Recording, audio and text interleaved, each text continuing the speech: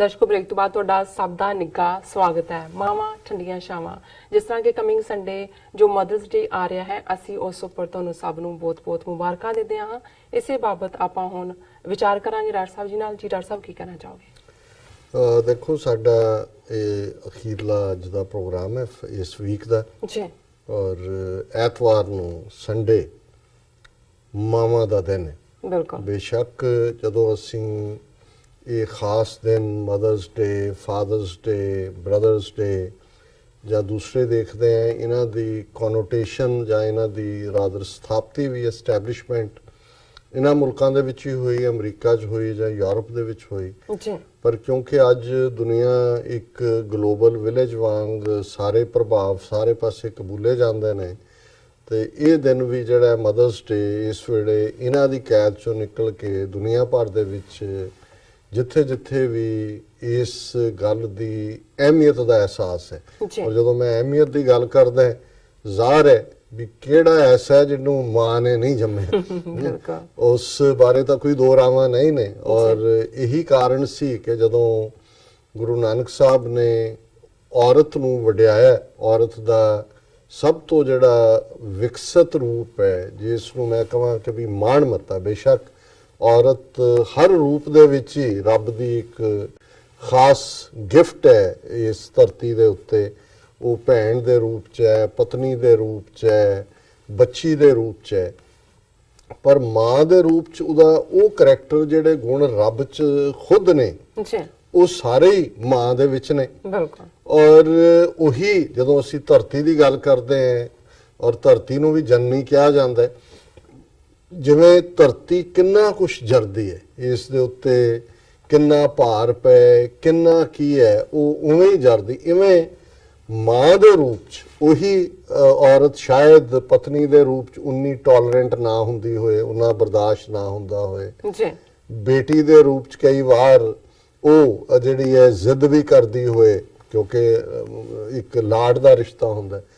ਪਰ ਮਾਂ ਦੇ ਰੂਪ 'ਚ ਕਿੰਨਾ ਕੁਛ ਸਭ ਕੁਛ ਹੀ ਜਰ ਜਾਂਦਾ। ਔਰ ਮੈਂ ਅਕਸਰ ਇਹ ਦੇਖਦਾ ਜਦੋਂ ਗੁਰੂ ਨਾਨਕ ਸਾਹਿਬ ਨੇ ਔਰਤ ਨੂੰ ਵਡਿਆਇਆ, ਔਰ ਇਹ ਉਸ ਖਿੱਤੇ ਦੇ ਵਿੱਚ ਜਿੱਥੇ ਕਿ 4-5 ਹਜ਼ਾਰ ਸਾਲ ਤੋਂ ਉਹ ਅੱਡ-ਅੱਡ ਮਜ਼ਹਬਾਂ ਦਾ ਦਰਸ਼ਨ ਹੋਏ, ਫਿਲਾਸਫੀ ਹੋਏ, ਸੋਸ਼ਲ। ਔਰ ਅਸੀਂ ਜੇ ਪੰਜਾਬ ਦੇ ਕਲਚਰ ਦੀ ਗੱਲ ਕਰੀਏ, ਅੱਜ ਵੀ ਸਾਡੀ ਤਹਿਜ਼ੀਬ ਦੇ ਵਿੱਚ ਜਿਹਨੂੰ ਇਹ ਅੰਗਰੇਜ਼ੀ ਵਾਲੇ ਮੇਲ ਸ਼ੋਵਨਿਜ਼ਮ ਕਹਿੰਦੇ ਨੇ, ਤੇ ਅਸੀਂ ਇਹਨੂੰ ਮਰਦਾਨਗੀ ਪ੍ਰਧਾਨ ਸਮਾਜ, ਹਾਲਾਂਕਿ ਹਰ ਸੁਸਾਇਟੀ 'ਚ ਹੀ ਰਿਹਾ, ਪਰ ਸਾਡੇ ਤਾਂ ਕੁਝ ਜ਼ਿਆਦਾ ਹੀ, ਕਿਉਂਕਿ ਮਰਦ ਵੀ ਜ਼ਿਆਦਾ ਹੀ ਮਰਦ ਨੇ, ਮਾਚੋ ਨੇ, ਔਰ ਉਹਨਾਂ ਨੇ ਕਦੇ ਵੀ ਇਸ ਗੱਲ ਨੂੰ ਕਬੂਲਿਆ ਨਹੀਂ। ਅਜੇ ਵੀ ਇੱਕ ਵੱਡਾ ਹਿੱਸਾ ਹੈ, ਉਹ ਭਾਵੇਂ ਮਜ਼ਹਬ ਦੀਆਂ ਟੀਚਿੰਗਸ ਆਪਣੀ ਥਾਂ ਤੇ, ਪਰ ਉਹਨਾਂ ਦੀ ਜ਼ਹਿਨੀਅਤ ਦੇ ਵਿੱਚ ਔਰਤ ਪ੍ਰਤੀ ਜਿਹੜਾ ਉਹ ਇਸ ਕਿਸਮ ਦੇ ਖਿਆਲ ਪਏ ਹੋਏ ਨੇ। ਜੇ ਮੈਂ ਦੁਹਰਾਵਾਂ ਤਾਂ ਵਕਤ ਜ਼ਿਆਦਾ ਲੱਗੇਗਾ, ਪਰ ਪਹਿਲਾਂ ਮੈਂ ਗੁਰੂ ਨਾਨਕ ਸਾਹਿਬ ਦੀ ਇਹ ਫਰਮਾਨ ਜਿਹੜਾ ਉਹਨਾਂ ਨੇ ਔਰਤ ਨੂੰ ਟ੍ਰਿਬਿਊਟ ਦਿੰਦੇ ਆ ਫਰਮਾਇਆ, ਕਿ ਜਦੋਂ ਗੁਰੂ ਸਾਹਿਬ ਨੇ ਇਹ ਫਰਮਾਇਆ ਕਿ ਭੰਡ ਜੰਮੀ ਹੈ, ਭੰਡ ਨਿੰਮੀ ਹੈ, ਭੰਡ ਮੰਗਣ ਵਿਆਹੋ, ਭੰਡੋ ਹੋਵੇ ਦੋਸਤੀ, ਭੰਡੋ ਚੱਲੈ ਰਾਹੋ, ਭੰਡ ਮੂਆ ਭੰਡ ਭਾਲੀਏ, ਭੰਡ ਹੋਵੇ ਬੰਦਾਨ, ਸੋ ਕਿਉਂ ਮੰਦਾ ਆਖੀਏ, ਜਿਤ ਜੰਮੇ ਰਾਜਾਨ, ਭੰਡੋ ਹੀ ਭੰਡ ਉਪਜੈ, ਭੰਡੈ ਬਾਹਰ ਨਾ ਕੋਏ, ਨਾਨਕ ਭੰਡੈ ਬਾਹਰਾ, ਇੱਕੋ ਸੱਚਾ ਸੋਏ। ਸੋ ਪੁਰਾਤਨ ਪੰਜਾਬੀ ਦੇ ਵਿੱਚ ਔਰਤ ਦੇ ਲਈ ਸ਼ਬਦ ਭੰਡ ਇਸਤੇਮਾਲ ਕੀਤਾ ਜਾਂਦਾ ਸੀ। ਸੋ ਗੁਰੂ ਸਾਹਿਬ ਨੇ ਕਿਹਾ ਵੀ ਸਾਰੀ ਜਿਹੜੀ ਕ੍ਰੀਏਸ਼ਨ ਹੀ ਹੈ, ਉਹਦੇ ਉੱਥੋਂ ਹੀ ਜਨਮ ਹੁੰਦਾ ਹੈ, ਉੱਥੋਂ ਹੀ ਤੁਹਾਡਾ ਵਿਕਾਸ ਹੁੰਦਾ ਹੈ, ਫਿਰ ਵਿਆਹ ਵੀ ਤੁਹਾਡਾ ਔਰਤ ਨਾਲ ਹੁੰਦਾ ਹੈ। ਔਰ ਉਸ ਚੋਂ ਵੀ ਅੱਗੋਂ ਜੇ ਸਿਰਫ ਜਿਹੜੇ ਹੁਣ ਮੁੰਡੇ ਹੀ ਲੱਭਣ ਵਾਲੇ ਨੇ, ਜੇ ਅੱਗੋਂ ਮੁੰਡੇ ਹੀ ਜੰਮਣ, ਸਾਰਿਆਂ ਦੇ ਹੀ ਮੁੰਡੇ ਜੰਮਣ, ਤੇ ਤੁਹਾਡੀ ਜਨਰੇਸ਼ਨ ਤਾਂ ਖਤਮ ਹੋ ਗਈ, ਅੱਗੋਂ ਵਿਕਾਸ ਕਿਵੇਂ ਹੋਏਗਾ?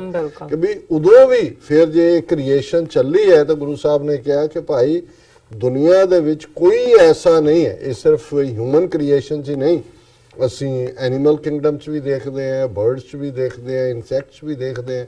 ਅਲਟੀਮੇਟ ਜਨਨੀ ਤਾਂ ਮਾਂ ਹੈ। ਔਰ ਗੁਰੂ ਸਾਹਿਬ ਨੇ ਕਿਹਾ ਨਾਨਕ ਭੰਡੈ ਬਾਹਰਾ, ਇੱਕੋ ਸਿਰਫ ਇੱਕ ਰੱਬ ਹੈ ਜਿਹੜਾ ਮਾਂ ਦੀ ਕੁੱਖ 'ਚ ਨਹੀਂ ਆਉਂਦਾ।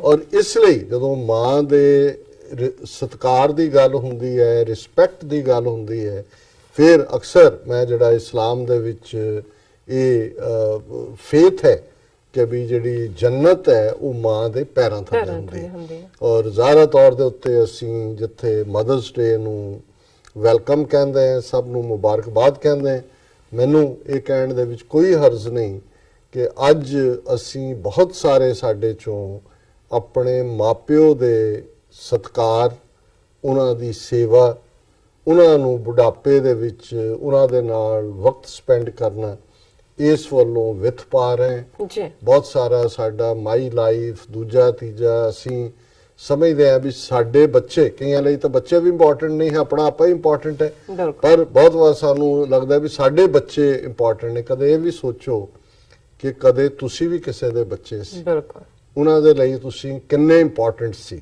ਉਹਨਾਂ ਦੇ ਲਈ ਉਹਨਾਂ ਨੇ ਕਿਵੇਂ ਤੁਹਾਨੂੰ ਜਿਹੜਾ ਲਾਡਾਂ ਦੇ ਨਾਲ ਨਾਜ਼ਾਂ ਦੇ ਨਾਲ ਤੁਹਾਡੇ ਮੂੰਹੋਂ ਇੱਕ ਗੱਲ ਨਿਕਲਦੀ ਸੀ ਉਹ ਤੁਹਾਨੂੰ ਲੈ ਕੇ ਤੁਰ ਜਾਂਦਾ ਸੀ ਬਾਜ਼ਾਰ ਨੂੰ ਲੈ ਕੇ ਦੇਣਾ ਹੈ। ਮਾਂ ਜਿਹੜੀ ਆਪ, ਜਿਵੇਂ ਸਾਡੇ ਪੰਜਾਬੀ ਚ ਕਹਿੰਦੇ ਰਹੇ ਕਿ ਆਪ ਗਿੱਲੇ ਪੈਂਦੀ ਹੈ ਬੱਚੇ ਨੂੰ ਸੁੱਕੇ ਪਾਉਂਦੀ ਹੈ। ਜੀ ਉਹਨਾਂ ਜ਼ਮਾਨਿਆਂ 'ਚ ਕੋਈ ਅੱਜ ਵਾਂਗ ਡਾਇਪਰ ਤਾਂ ਨਹੀਂ ਸੀ, ਔਰ ਉਸੇ ਹੀ ਬੈੱਡ 'ਚ ਛੋਟੇ ਛੋਟੇ ਘਰਾਂ 'ਚ ਉਸ ਕਿਸਮ ਦਾ ਹੀ, ਔਰ ਕਦੋਂ ਬੱਚੇ ਨੇ ਔਰ ਉਹਦਾ ਜਿਹੜਾ ਕੱਪੜੇ ਦੇ ਜਿਹੜੇ ਲੰਗੋਟ, ਜੀ ਸੋ ਉਹਨਾਂ ਚੋਂ ਉਹਨਾਂ ਨੂੰ ਹੋਣਾ ਵੀ ਬੱਚਾ ਕਿਤੇ ਗਿੱਲਾ ਨਾ ਸੋਵੇ ਗਿੱਲੀ ਥਾਂ ਤੇ ਆਪ। ਸੋ ਉੱਥੋਂ ਤੋਂ ਸ਼ੁਰੂ ਹੁੰਦਾ ਹੈ ਸਫ਼ਰ ਜ਼ਿੰਦਗੀ ਦਾ। ਔਰ ਮੈਂ ਸਮਝਦਾ ਵੀ ਇਹਦੇ 'ਚ ਕੋਈ ਸ਼ੱਕ ਨਹੀਂ ਹੈ ਕਿ ਰੱਬ ਪਹਿਲਾ ਜਿਹਨੇ ਦੁਨੀਆ ਸਾਰੀ ਬਣਾਈ ਹੈ, ਰੱਬ ਲਈ ਦਾ ਸ਼ੁਕਰਗੁਜ਼ਾਰ ਹੋਣਾ ਸਾਡਾ ਹਮੇਸ਼ਾ ਇਹ ਫਰਜ਼ ਹੈ ਇਨਸਾਨ ਦਾ, ਉਹਨੂੰ ਯਾਦ ਕਰਨਾ, ਇਬਾਦਤ ਕਰਨਾ। ਔਰ ਰੱਬ ਤੋਂ ਬਾਅਦ ਜੇ ਦੂਸਰਾ ਕਿਸੇ ਦਾ ਦਰਜਾ ਹੈ ਤੇ ਉਹ ਮਾਪਿਓ ਦਾ। ਤੇ ਜਿਹੜੇ ਰੱਬ ਤੋਂ ਮੁਨਕਰ ਨੇ ਉਹ ਵੀ ਕਿਸੇ ਦੇ ਕੀ ਹੋਣਗੇ, ਤੇ ਜਿਹੜੇ ਮਾਪਿਓ ਦੀ ਸਾਂਭ ਸੰਭਾਲ ਜਾਂ ਸੇਵਾ ਤੋਂ ਦੂਰ ਨੇ ਉਹਨਾਂ ਤੋਂ ਤੁਸੀਂ ਹੋਰ ਕੀ ਆਸ ਰੱਖ ਸਕਦੇ ਹੋ। ਸੋ ਮੈਂ ਸਮਝਦਾ ਹਾਂ ਵੀ ਇਹ ਗੱਲ ਮੈਂ ਜ਼ਰੂਰ ਕਹਿਣੀ ਚਾਹੁੰਦਾ ਕਿ ਤੁਸੀਂ ਜਿੱਥੇ ਵੀ ਹੋ, ਜੇ ਤੁਸੀਂ ਮਾਂ-ਬਾਪ ਨੂੰ ਓਲਡ ਹਾਊਸਿਸ ਜਮ੍ਹਾਂ ਕਰਵਾਇਆ ਹੋਇਆ ਜਾ ਕੇ ਕਿ ਜੀ ਇੱਕ ਵਾਧੂ ਮਿਲ ਜਾਂਦਾ ਇਹਨਾਂ ਮੁਲਕਾਂ ਦੀਆਂ, ਜਾਓ ਉਹਨਾਂ ਨੂੰ ਆਪਣੇ ਘਰ ਲੈ ਕੇ ਆਓ। ਜੀ ਮਾਪਿਓ ਦੀ ਖਿਦਮਤ ਦੇ ਨਾਲ ਤੁਸੀਂ ਆਪਣੇ ਬੱਚੇ ਬੱਚੀਆਂ ਨੂੰ ਜੋ ਸਬਕ ਦੇ ਰਹੇ ਹੋ, ਬਿਲਕੁਲ ਤੁਸੀਂ ਆਪਣੇ ਵੀ, ਤੁਹਾਡਾ ਵੀ ਬੁਢਾਪਾ ਆਣਾ ਔਰ ਅਲਟੀਮੇਟਲੀ ਤੁਸੀਂ ਵੀ ਫਿਰ ਵੀ ਰਿਗਰੈਟ ਰਿਪੈਂਟ ਕਰਨਾ, ਜਿਵੇਂ ਤੁਹਾਡੇ ਪੇਰੈਂਟਸ ਜਿਨ੍ਹਾਂ ਨੂੰ ਤੁਸੀਂ ਅਣਗੌਲਿਆ ਕੀਤਾ ਹੋਇਆ, ਜਿਨ੍ਹਾਂ ਨੂੰ ਤੁਸੀਂ ਰੋਲਿਆ ਹੋਇਆ, ਜੀ ਉਹਨਾਂ ਨੂੰ ਆਪਣੀ ਗੱਲ ਵਕੜੀ ਚਲਾਓ, ਉਹਨਾਂ ਦੇ ਪੈਰਾਂ ਕੋਲ ਬੈਠੋ, ਉਹਨਾਂ ਨੂੰ ਉਹ ਮੁਹੱਬਤ ਦਿਓ। ਉਹਨਾਂ ਨੂੰ ਕੋਈ ਭੁੱਖ ਨਹੀਂ ਹੈ, ਕੋਈ ਉਹਨਾਂ ਦੀ ਚਾਹਨਾ ਨਹੀਂ ਹੈ। ਅਖੀਰ ਤੱਕ ਮਾਪਿਓ ਦੇ ਅੰਦਰੋਂ ਤਾਂ ਅਸੀਸਾਂ ਹੀ ਨਿਕਲਦੀਆਂ ਨੇ। ਜੀ ਉਹਨਾਂ ਨੇ ਕੀ ਨਾਲ ਲੈ ਕੇ ਜਾਣਾ, ਉਹਨਾਂ ਦੇ ਬੱਚੇ ਬੱਚੀਆਂ ਦੇ ਵਿੱਚ ਹੀ ਉਹਨਾਂ ਦੇ ਦਿਲ ਵਸਦੇ ਨੇ। ਔਰ ਸ਼ਾਇਦ ਜਿਹੜਾ ਇਸ ਗੱਲ ਨੂੰ ਨਹੀਂ ਸਮਝ ਸਕਿਆ ਉਹ ਜ਼ਿੰਦਗੀ ਦੇ ਵਿੱਚ ਧੱਕੇ ਖਾਏਗਾ, ਆਪ ਵੀ ਖਵਾਰ ਹੋਏਗਾ। ਸੋ ਇਹੀ ਮੈਂ ਕਨਕਲੂਡ ਕਰਾਂ ਪ੍ਰੋਫੈਸਰ ਮੋਹਨ ਸਿੰਘ ਦੀਆਂ ਇਹਨਾਂ ਲਾਈਨਾਂ ਦੇ ਨਾਲ ਕਿ ਮਾਂ ਵਰਗਾ ਕਣ ਛਾਵਾਂ ਬੂਟਾ ਦੂਜਾ ਨਜ਼ਰ ਨਾ ਆਏ, ਜਿਸ ਤੋਂ ਲੈ ਕੇ ਛਾਂ ਉਧਾਰੀ ਰੱਬ ਨੇ ਸਵਰਗ ਬਣਾਏ, ਬਾਕੀ ਕੁੱਲ ਦੁਨੀਆ ਦੇ ਬੂਟੇ ਜੜ ਸੁੱਕਿਆਂ ਮੁਰਝਾਉਂਦੇ, ਐਪਰ ਫੁੱਲਾਂ ਦੇ ਸੁੱਕਿਆਂ ਇਹ ਬੂਟਾ ਮੁਰਝਾਏ। ਜੜ ਦੇ ਨਾਲ ਇਹ ਜੜ ਹੈ, ਪਰ ਇਹ ਉਦੋਂ ਨਹੀਂ ਮੁਰਝਾਉਂਦੀ ਜੜ ਜਦੋਂ ਕਿ ਪਾਣੀ ਜੜ ਨੂੰ ਨਾ ਮਿਲੇ। ਜਦੋਂ ਫੁੱਲ ਉਸ ਦੇ ਬੱਚੇ ਬੱਚੀਆਂ ਮੁਰਝਾ ਜਾਣ ਤੇ ਫਿਰ ਇਹ ਜੜ ਸੁੱਕ ਜਾਂਦੀ ਹੈ। ਸੋ ਸਭ ਨੂੰ ਬਹੁਤ ਬਹੁਤ ਮੁਬਾਰਕਾਂ ਜੀ। ਡਾਕਟਰ ਸਾਹਿਬ ਤੁਹਾਡਾ ਬਹੁਤ ਬਹੁਤ ਸ਼ੁਕਰੀਆ। ਇੱਥੇ ਲੈਣ ਆਪਣੇ ਵਿਊਅਰਸ ਕੋਲ ਇਜਾਜ਼ਤ। ਵਿਊਅਰਸ, ਸਾਡੇ ਪ੍ਰੋਗਰਾਮ ਦਾ ਸਮਾਂ ਇੱਥੇ ਸਮਾਪਤ ਹੁੰਦਾ। ਤੁਸੀਂ ਆਪਣੀ ਰਾਏ ਤੇ ਸੁਝਾਅ ਸਾਨੂੰ ਭੇਜਣਾ ਭੁੱਲਣਾ ਸਾਡੇ ਇਸ ਪਤੇ ਤੇ sos@tv4.tv ਤੇ ਅਸੀਂ ਆਪਣਾ ਪ੍ਰੋਗਰਾਮ ਲੈ ਕੇ ਫਿਰ ਦੁਬਾਰਾ ਤੁਹਾਡੇ ਸਨਮੁਖ ਹੋਵਾਂਗੇ। ਤਦ ਤੱਕ ਲਈ ਮੈਨੂੰ ਤੇ ਆਪਣਾ ਸੁਣਾ ਗਿਆ ਦੋ। ਦੇਖਦੇ ਰਹੋ TV 84। ਖੁਦਾ ਦਿਓ ਫਤਿਹ। ਵਾਹਿਗੁਰੂ ਜੀ ਕਾ ਖਾਲਸਾ, ਵਾਹਿਗੁਰੂ ਜੀ ਕੀ ਫਤਿਹ।